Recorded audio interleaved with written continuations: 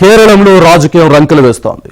Left పార్టీలకు ముఖ్యంగా CM Pinarayi విజయన్కు అగ్ని పరీక్షలా మారింది. అలాగని కాంగ్రెస్ నేతృత్వంలోని యూడీఎఫ్కు సైతం అంత ఈజీ కాదు.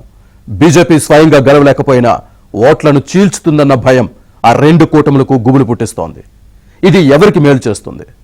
వెటరన్ ఫైటర్ పినరయి ప్రభుత్వ వ్యతిరేక ఓటును తట్టుకొని మళ్లీ పీఠం కైవసం చేసుకోగలరా?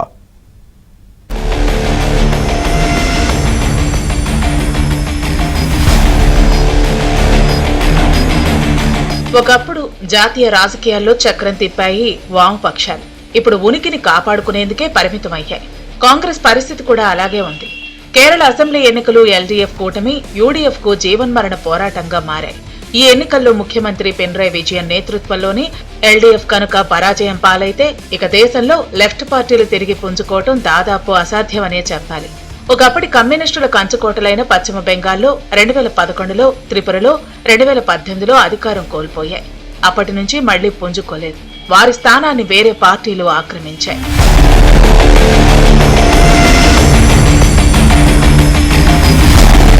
వరుసగా 2 సార్లు ఎన్నికై 10 ఏళ్లుగా పినరయి విజయన్ అధికారంలో ఉండటంతో ప్రభుత్వ వ్యతిరేకత పెరిగింది. ఇది ఎల్డీఎఫ్ ను తీవ్రంగా కలవరపెడుతోంది. 2024 లోక్సభ ఎన్నికల్లో 20 సీట్లకు గాను 18 చోట్ల ఎల్డీఎఫ్ ఓడిపోయింది. 2025 స్థానిక సంస్థల ఎన్నికల్లోనూ ఆశించిన ఫలితాలు రాకపోవటం పార్టీ కేడర్లో ఆందోళన పెంచుతోంది. మరోవైపు రాహుల్ గాంధీ కేరళలో విస్తృతంగా పర్యటిస్తున్నారు. దీంతో యూడీఎఫ్ బలం పుంజుకుంటోంది. అలప్పుజ, కొల్లాం, కన్నూర్ లాంటి కమ్యూనిస్టు కంచుకోటల్లోనూ యూడీఎఫ్ క్రమంగా బాగా వేస్తోంది.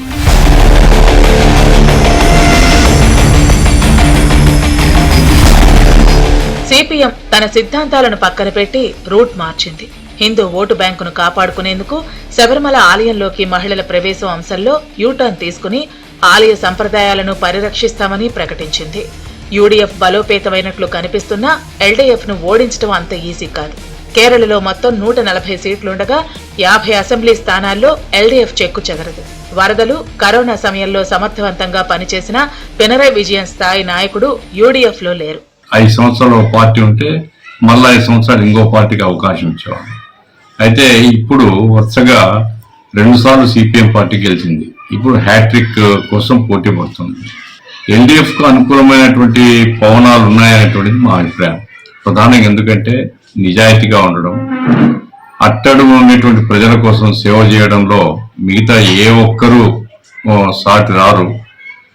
ఆ రకంగా ఏంటంటే ఏ పరీక్ష వచ్చినా అది వయనాడులో జరిగినటువంటి వరదల సందర్భం కావచ్చు, అంతకుముందు జరిగినటువంటి వరదలు కానీ, లేదా కరోనా విషయంలో కానీ మొత్తం పార్టీ పైనుంచి కింది దాకా ప్రజలతో మమేకమై ఉండి సేవ చేశారు. కొన్ని ఆరోపణలు బీజేపీ కావాలని చేస్తున్నది తప్ప ప్రజల్లో అటువంటి అభిప్రాయం లేదు. సిపిఎం పార్టీ నీతికి, నిజాయితీకి మారుపేరుగా ఉండేటువంటి వాతావరణం ఉంది కాబట్టి ప్రజలు ఆదరిస్తారు అని. ప్రత్యేకత ఏంటంటే కేరళలో 50% మైనార్టీలు ఉన్నారు. అంటే ముస్లింలు కానీ, క్రైస్తవులు కానీ. ఇప్పుడు ఉండేటువంటి కేంద్ర ప్రభుత్వం యొక్క దుర్మార్గాన్ని చూసిన తర్వాత ఒక సెక్యులర్ ప్రభుత్వం బలంగా ఉండాలనేటువంటి భావన ప్రజల్లో ఉంది.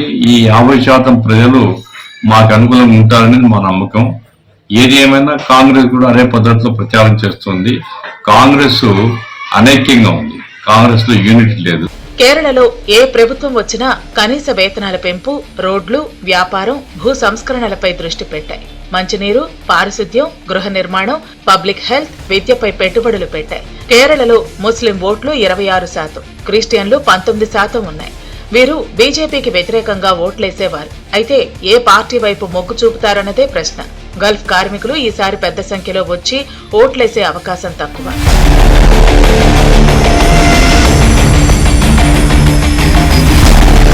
పినరయి విజయన్ అధికారంలోకి రాకముందు 40 ఏళ్ల పాటు ఏ కూటమి వరుసగా 2 సార్లు అధికారంలో లేదు. పినరయి విజయన్ 2 సార్లు ఎల్డీఎఫ్ ను అధికారంలోకి తీసుకొచ్చి రికార్డు సృష్టించారు.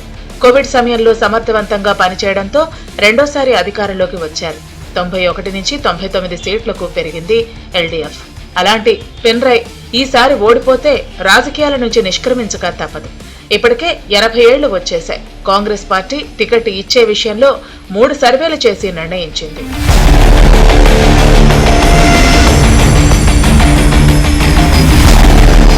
కేరళ మోడల్ అభివృద్ధి అంటే ఏంటో పినరయ్ విజయన్ దేశానికి చూపించారు.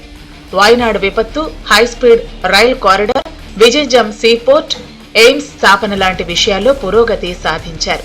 మరోసారి తన సొంత నియోజకవర్గం ధర్మధాం నుంచి పోటీ చేస్తున్నారు. అందుకే తన పాలన చూసి ఓటేయాలంటూ ప్రచారం చేస్తున్నారు పినరయ్ విజయన్. కేరళలో 62 లక్షల మందికి సామాజిక పెన్షన్లు ఇస్తున్నారు. 1600గా ఉన్న పెన్షన్ పినరయ్ విజయన్ 2000కు పెంచారు. 5 లక్షల ఇళ్లు నిర్మించి పేదలకు అందించారు.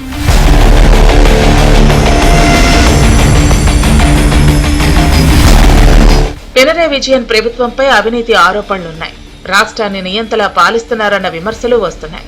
ఈ ఎన్నికల్లో 110 సీట్లు గెలుచుకుంటామని విపక్ష నేత సతీశన్ నమ్మకంగా చెప్పారు. पॉलिटिकल वायलेंस के कारण अपना जीवन खोया है।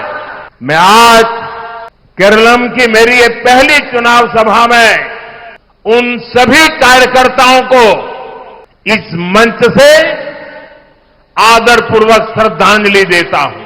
केरलम को सुंदरतम क्यों कहा जाता है, इसका एहसास हमें पालक्काड़ आते ही हो जाता है। అధికారం తమదంటే తమదంటూ ఎల్డీఎఫ్, యూడీఎఫ్ ఘర్షణ పడుతూ ఉండగా బీజేపీ చాప కింద నీరులా చుట్టబెడుతోంది. బీజేపీ సాధించనున్న ఓట్ల శాతం సైతం ఫలితాలను తారుమారు చేయబోతున్నాయి. 20 ఏళ్ల కన్నా తక్కువ వయసున్న ఓటర్లు 4,66,000 మంది కొత్తగా నమోదు చేసుకున్నారు. వీరి ఓట్లు సైతం కీలకం కానున్నాయి. పినరయ్ విజయన్ నేతృత్వంలోని ఎల్డీఎఫ్ ముచ్చటగా 3వ సారి గెలిచి చరిత్ర సృష్టిస్తుందా, లేక మిగతా రాష్ట్రాల మాదిరిగానే కమ్యూనిస్టులు చరిత్రలో కలిసిపోతారా అనేది తేలిపోనుంది.